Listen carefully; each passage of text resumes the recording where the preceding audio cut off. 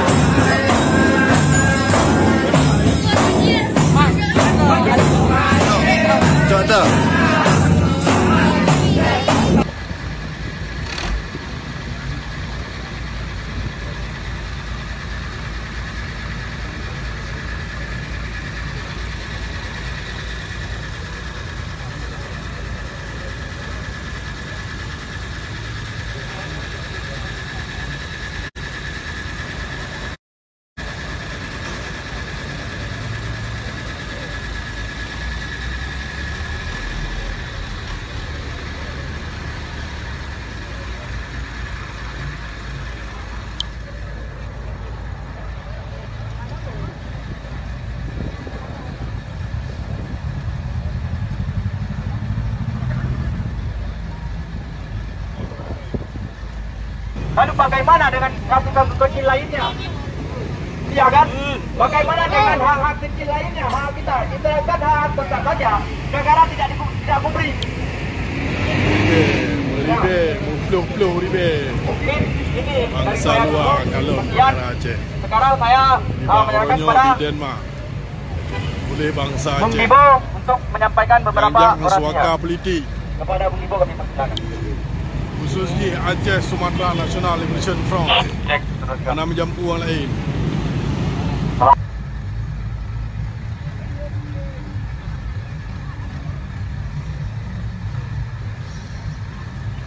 Lainnya hak kita kan hak tetap saja. Negara tidak memberi. Ya. Mungkin ini dari saya dulu. Kemudian sekarang saya menyerahkan kepada Bung Bibo untuk menyampaikan beberapa orasinya. Kepada Bung Bibo kami persilakan. Benar-benar terima kasih. Assalamualaikum. Merdeka, merdeka. Alright, this Asnawi Ali, Ini acara ASNLS. memperkenalkan budaya Aceh di Indonesia. Yes, can you hear me? Ah, Yeah. Yeah, yes, you can please go ahead. Okay, 2 minutes only. Thank you. Thank you, Mr. Chairman. My name is Asnawi Ali. I'm representing Aceh Sumatra National Liberation Front, ASNF. I would like to make some comment under Session 1 concerning the situation minority in Indonesia, particularly in my homeland, Aceh. First of all, Indonesia does not recognize minorities.